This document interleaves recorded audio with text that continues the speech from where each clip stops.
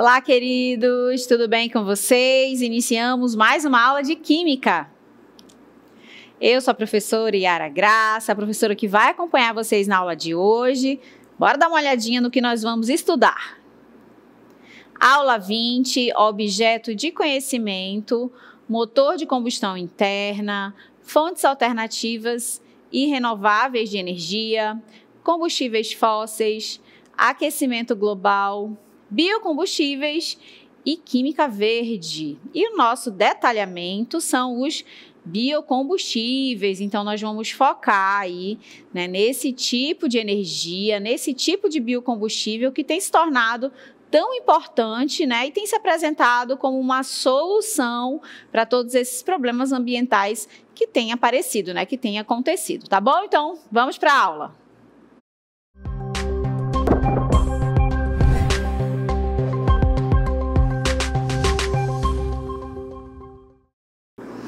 Olá, queridos! Então, na aula de hoje, a gente vai tratar dos biocombustíveis, E essa palavrinha provavelmente é novidade para alguns de vocês, mas para outros acho que não, E principalmente quando a gente olha essa imagem, lê aqui essa informação, E aí vai entender melhor que, na verdade, esses biocombustíveis, eles já fazem parte do nosso cotidiano, já estão no nosso dia a dia, mas às vezes a gente acaba, não pensando sobre isso, Então, a perguntinha que eu faço para vocês para iniciar essa aula é: você já abasteceu o seu carro, Ou já conhece alguém que abasteceu um veículo e esse abastecimento aconteceu com álcool, com etanol, Então, sabia que esse combustível ele vem da cana-de-açúcar?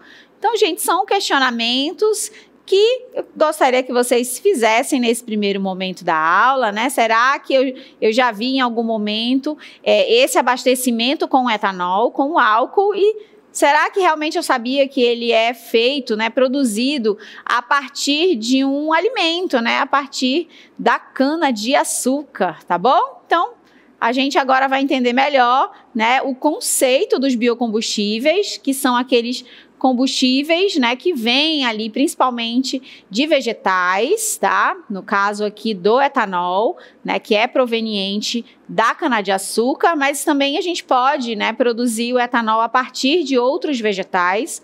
Mas aqui no Brasil, em especial, esse tipo de combustível muito utilizado hoje em dia, ele é produzido a partir da cana-de-açúcar, assim como, por exemplo, o açúcar refinado, aquele açúcar de mesa, tá? Então, eles são os dois, tanto o etanol quanto o açúcar refinado, ali o açúcar de mesa, eles são provenientes, são derivados da mesma matéria-prima, que é a cana-de-açúcar, tá bom? E agora a gente vai para esse conceito aí de biocombustíveis, olha só.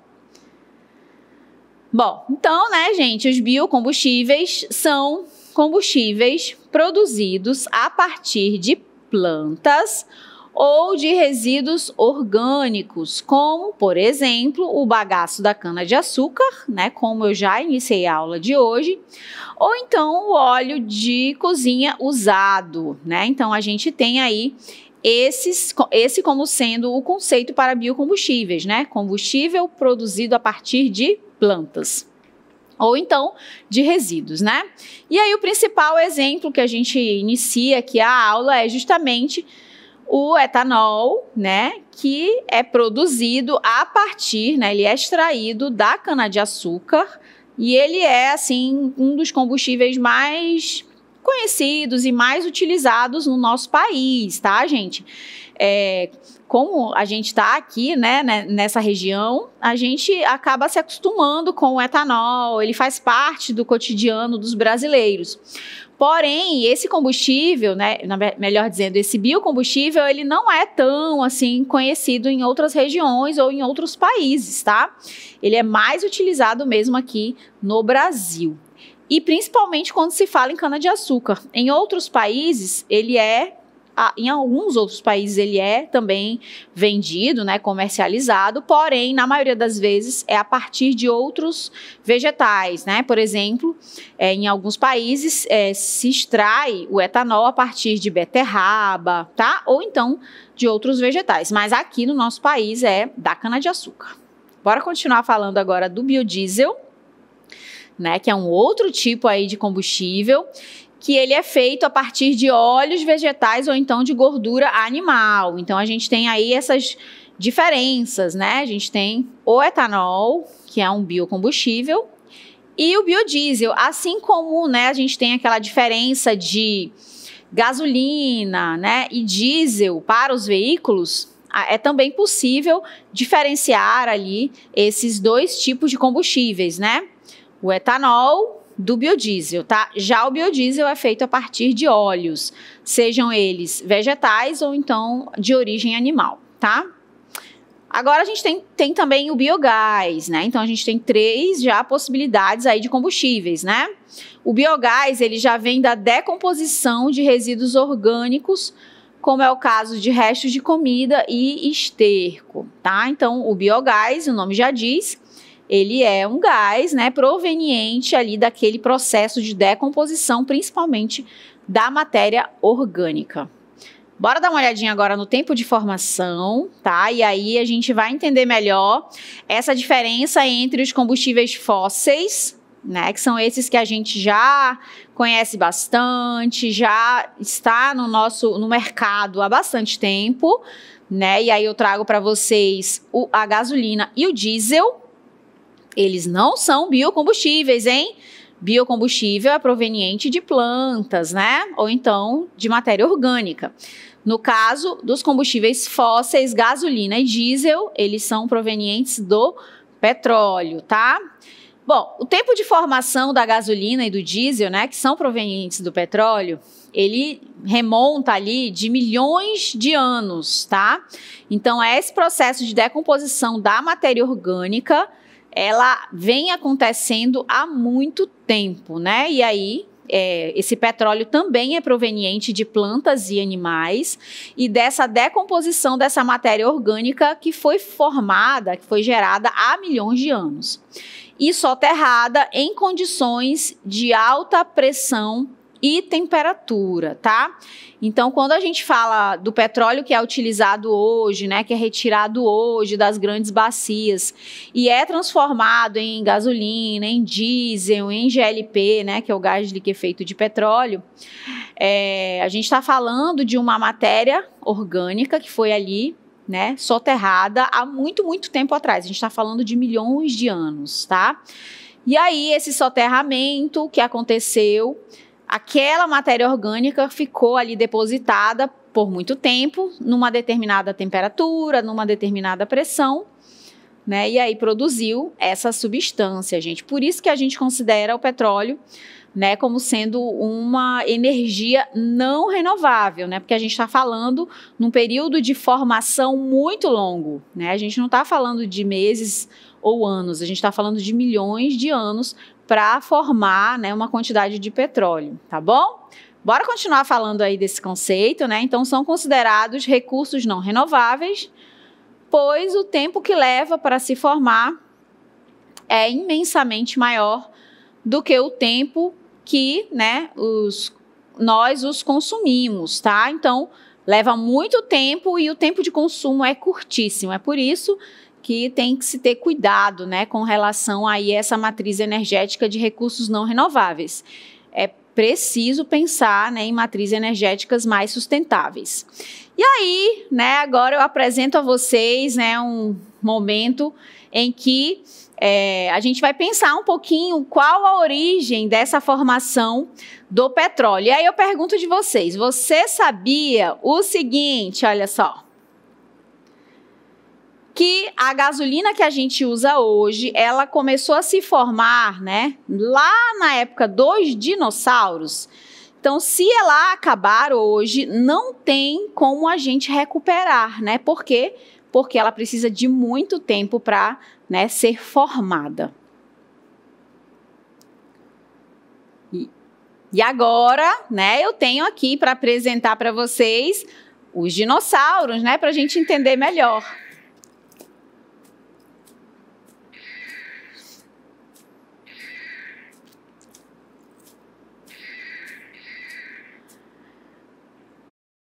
Você acredita que esses animais, né, que existiram há milhões de anos atrás, eles são, boa parte deles, né, e também toda essa vegetação que a gente está vendo aqui daquela época, né, de milhões de anos atrás, são os responsáveis pela formação do petróleo que nós temos hoje, que nós utilizamos hoje, né? Então, toda essa vegetação, todos os animais que viviam naquela época, então toda a matéria orgânica, né, toda a matéria viva que existiu há milhões de anos atrás, após esse soterramento, ela, né, dependendo ali da temperatura e da pressão necessária para isso acontecer, nesse processo de decomposição dessa matéria orgânica, gerou o petróleo que é utilizado hoje para a fabricação de um monte de coisas. Não é só a gasolina e o diesel que são formados a partir do petróleo, tá? Então, por exemplo, os polímeros, os plásticos. Então, a gente tem hoje, né, uma inúmera quantidade de objetos e artefatos que são gerados a partir do petróleo. Para vocês terem uma ideia ainda da nossa dependência dessa substância, mesmo sabendo que ela logo vai acabar, né? Então, a humanidade precisa pensar um pouco mais, né, sobre essa substituição dessa substância, né, desse combustível fóssil, que é importante, a gente declara, né, que é importante, mas que a gente precisa pensar um pouco mais, né, em uma maneira de substituir esse combustível fóssil por, né, ali, matrizes energéticas mais sustentáveis, né, como é o caso, né, da energia eólica, energia solar, outros tipos de combustíveis, né, de matrizes energéticas mais sustentáveis. E aí, na aula de hoje, a gente está comparando, né, e tentando entender que os biocombustíveis são mais importantes aí, são mais fáceis de serem reproduzidos ou regenerados, porque imagina só, uma plantação de cana-de-açúcar, né, eu posso produzir, eu posso desenvolver em um ano, né? Em um ano eu consigo gerar ali uma grande plantação de cana-de-açúcar e extrair esse etanol para produzir esse combustível, diferente dos combustíveis fósseis, porque eu levaria gerações e gerações e mesmo assim não conseguiria produzir uma quantidade de petróleo suficiente, tá bom? Bora continuar falando aí desses biocombustíveis, né? Então nós temos como biocombustíveis o etanol, o biodiesel, o biogás, né? E eles são produzidos em curto prazo a partir de vegetais ou resíduos orgânicos. Eles são renováveis, pois a sua matéria-prima pode ser replantada, como a cana-de-açúcar, ou então reaproveitada, como é o caso do óleo de cozinha, tá, gente?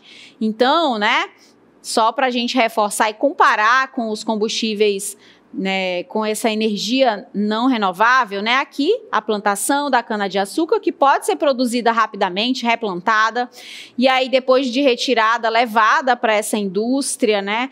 Essa indústria da cana-de-açúcar justamente para a produção do etanol e pouco tempo depois esse etanol já está abastecendo os veículos, né? Então é um ciclo curto de produção, replantio, depois de produção desse etanol e logo a gente já tem a presença do etanol nas bombas para o abastecimento, tá? Diferente dos combustíveis fósseis, como é o caso do petróleo, do carvão mineral, né? Todos eles precisariam de milhões de anos para que pudessem ali ser gerados e produzidos e depois, né, os seus derivados irem ali a ser utilizados pela humanidade. Então percebam que parece fácil, né, essa substituição. Então bora trocar logo esse petróleo pelo um biocombustível, é mais fácil, é mais rápido, mas não é bem assim. Precisa boa vontade, né? Precisa que todos os governos, né, pensem um pouco sobre isso, sobre essa substituição da matriz energética, justamente para que todas as populações elas possam usufruir, né, de todos os benefícios que os que os biocombustíveis podem trazer, né? Então, além da questão da praticidade, do replantio, os biocombustíveis ainda tendem, né, ali a poluir cada vez menos em comparação aos combustíveis fósseis, né? Então, quando a gente fala de etanol, por exemplo, a gente está falando de um biocombustível que emite menos poluentes em comparação com a gasolina, tá bom? Bora continuar falando aí dessa cana-de-açúcar, né? Ela vira etanol. A cana que vira etanol leva cerca de 1 ano para crescer, olha aí, né? Eu acabei até de comentar, né? Então precisa de 1 ano apenas para que todo aquele plantio de cana-de-açúcar, né, esteja pronto para ser colhido e para produzir esse biocombustível.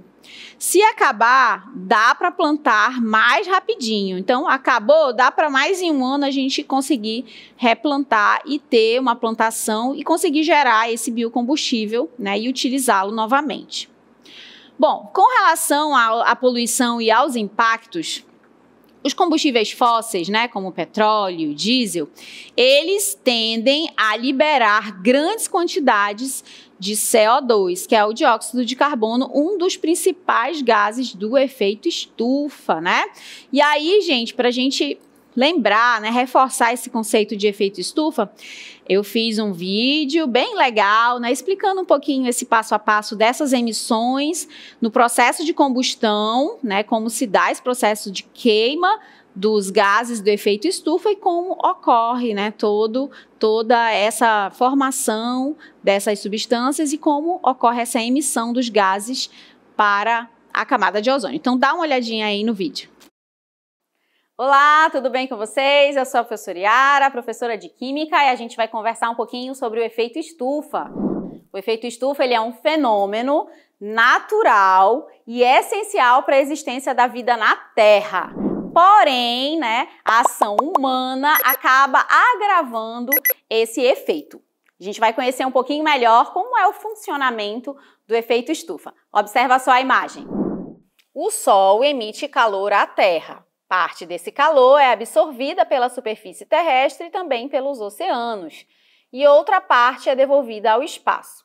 Porém, uma parte dessa radiação solar fica retida na superfície da atmosfera em decorrência da presença dos gases do efeito estufa, como você pode observar na imagem, que impedem que esse calor seja devolvido ao espaço. Agora que a gente já conhece aí um pouquinho sobre esses gases do efeito estufa, agora a gente vai entender melhor o funcionamento de cada um deles. O dióxido de carbono, o gás metano, o óxido nitroso e, por último, o vapor de água. Vamos começar aí com o primeiro, que é o dióxido de carbono, tá? Que é o gás de maior abundância na atmosfera. A queima de combustíveis fósseis é uma das principais atividades responsáveis por emitir esse gás na atmosfera, e desde a era industrial, a quantidade de dióxido de carbono na atmosfera aumentou cerca de 35%. Vamos para o segundo, ele é o gás metano. Ele é o segundo gás que mais contribui para o aumento das temperaturas globais, com potência de 21 vezes maior que o dióxido de carbono. Aproximadamente 60% da emissão de metano provém da ação humana, como é o caso dos lixões e também dos aterros sanitários. Além disso, ele é eliminado por meio da digestão de ruminantes. Agora vamos para o terceiro, que é o óxido nitroso, que tem essa fórmula aqui que você está observando. Ele pode ser emitido à atmosfera por meio de bactérias no solo e também no oceano. As atividades agrícolas, como o uso de fertilizantes nitrogenados, também são fontes desse gás. O óxido nitroso pode colaborar cerca de 298 vezes mais que o dióxido de carbono para o aumento das temperaturas, ou seja, para o aquecimento global. E o último é o vapor de água, bastante presente na atmosfera, é responsável por mais da metade do efeito estufa. O vapor de água capta o calor irradiado pela superfície terrestre, distribuindo para todas as direções e aquecendo a superfície. Espero que vocês tenham compreendido um pouquinho mais sobre o efeito estufa. Até uma próxima oportunidade. Olha aí, né, pessoal, a participação de todos esses gases, né, colaborativamente, né, cada um deles com a sua própria maneira ali de participar do efeito estufa, e boa parte deles sendo liberado principalmente pela ação humana, como é o caso, né, do CO2 e do CH4, tá? Bora continuar falando agora dos impactos ambientais, e a poluição também, né? E aí a gente já falou do efeito estufa, agora vamos apresentar a chuva ácida, que também é um impacto ambiental, principalmente por conta aí da presença desses combustíveis fósseis. Também podem liberar outros poluentes, além, né, do CO2. Os poluentes que a gente observa na chuva ácida é o enxofre, que é o principal causador dessa chuva, e o monóxido de carbono, que é o também muito tóxico e também presente ali na chuva ácida, né, que é o CO.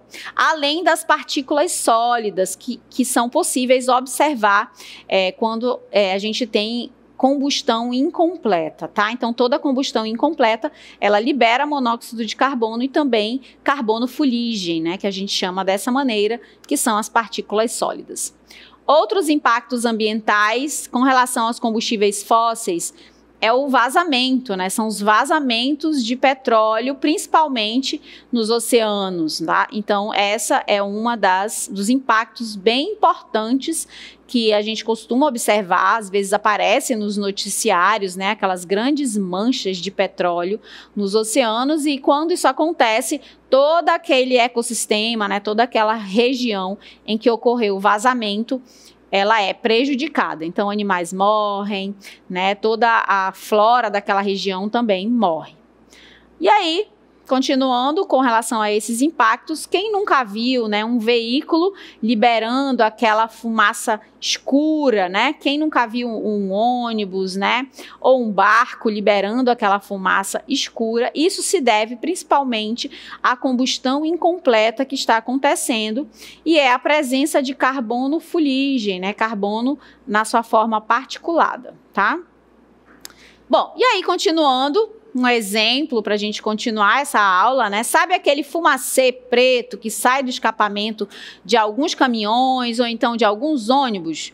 Pois é resultado da queima, né, da combustão incompleta do diesel, tá? Então, quando ocorre essa combustão incompleta, a gente consegue observar essa fumaça escura sendo liberada dos veículos, e quase todos eles tratam-se ali de veículos movidos ao diesel, né? Veículos movidos a diesel, tá? Que também é um dos derivados do petróleo.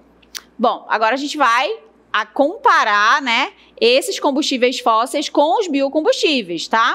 Bom, os biocombustíveis também liberam CO2, tá? Não vou dizer que eles não liberam, eles também liberam. Mas esse carbono já fazia parte do ciclo natural. Ele foi absorvido pela planta, né, pela cana-de-açúcar, enquanto crescia. Por isso, eles são considerados carbono neutro. Então, não existe mais emissão. É apenas a emissão que já aconteceria, tá? Porque retirou a cana-de-açúcar, o carbono já está lá, e aí apenas transformou essa cana-de-açúcar em etanol. Continuando, poluição e impacto dos biocombustíveis, nós temos aí, produzem menos poluentes tóxicos em comparação com os combustíveis fósseis, né? Então, comparando, na verdade nem tem muito como comparar, né? Porque é muito menor essa quantidade. E nós temos ainda, né, que os biocombustíveis ainda assim podem gerar impactos, principalmente com relação ao manejo das áreas em que vai ali ocorrer aquele plantio, tá? Então a gente sabe que vai precisar plantar cana-de-açúcar, vai precisar de uma grande área, de uma região. Então, se não ocorrer esse manejo de maneira certinha, tudo feito direitinho, provavelmente vai acontecer um desmatamento. E isso a gente não quer, né? A gente quer que as coisas sejam feitas da maneira correta, da melhor maneira possível, né? E aí esse desmatamento para plantar a cana-de-açúcar pode, né, ser feito em larga escala, o que não deveria. Se ocorrer esse manejo, né, da maneira como deveria ser, o desmatamento vai ser feito apenas para a geração, para a formação daquela área em que a cana-de-açúcar vai ser plantada. Continuando aí a falar, nós temos o exemplo do carro movido a etanol. Ele emite bem menos fumaça preta do que aquele que é movido a diesel. E o CO2 que ele libera, né, ele é justamente o CO2 que foi absorvido ali pela cana-de-açúcar durante a sua colheita. Outros exemplos que nós temos aí, né, o carro flex que roda com etanol ou gasolina, isso faz parte já do cotidiano do brasileiro há bastante tempo, né? A gente já tem esse tipo de veículos, aqueles que rodam tanto com combustível quanto com biocombustível. Os ônibus também movidos a biodiesel em algumas cidades, isso também já faz parte aí do cotidiano de algumas cidades do nosso país. Existem também usinas de biogás em zonas rurais ou em aterros sanitários. Então, gente, aí são alguns exemplos positivos de como os biocombustíveis já fazem parte do nosso cotidiano. Com relação a eu trouxe aqui um quadro comparativo, né, do biocombustível e do combustível fóssil, para a gente entender melhor como acontece. Então, bora olhar aí a característica, né? Então, a origem, de onde eles vêm? O combustível fóssil vem de plantas e animais soterrados e os biocombustíveis vêm de plantas ou resíduos orgânicos.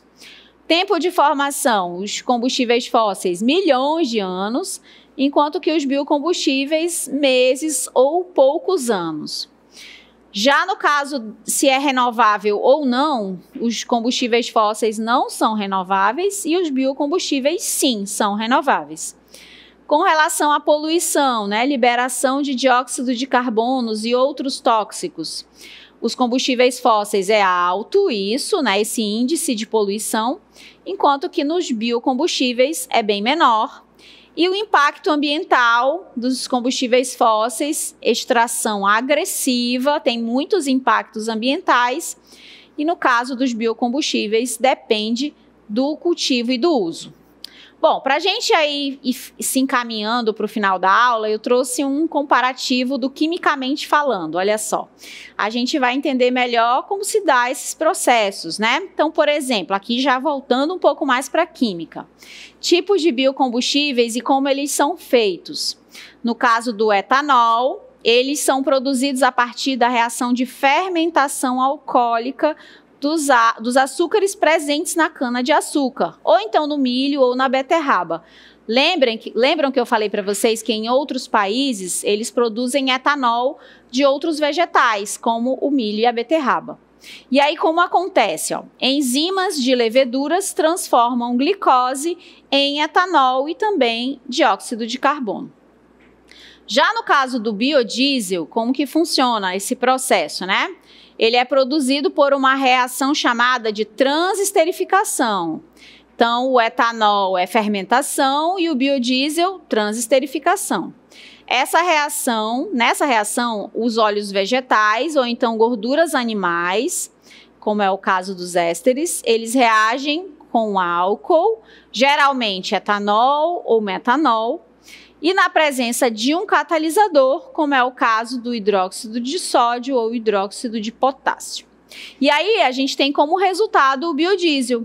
Esse biodiesel é sempre um éster metílico ou etílico de um ácido graxo mais glicerina. Então, isso que é produzido a partir dessa reação. E por último, o biogás, né, que é o último biocombustível que nós estudamos. Ele é produzido também por fermentação, só que nesse caso é fermentação anaeróbica de resíduos orgânicos, como é o caso do esterco e também de restos de comida. E aí, como resultado, né, desse processo de fermentação, é gerada uma mistura de metano, que é o CH4, e também de dióxido de carbono, que é o CO2, tá? Então, só para a gente reforçar um pouquinho aí alguns conceitos da química, né, que ela está presente lá, né, na produção do etanol, do biodiesel e também do biogás, tá, gente? Por aqui finalizamos a aula de hoje. Espero que vocês tenham entendido e percebido essas diferenças entre os combustíveis fósseis e os biocombustíveis, e que as diferenças são bem grandes, né, para a gente entender melhor a importância de cada um deles e entender que é preciso pensar um pouquinho melhor, né, para tentar mudar toda essa matriz energética para ajudar o nosso meio ambiente também. Espero que vocês tenham gostado da aula. Até uma próxima oportunidade. Tchau, tchau.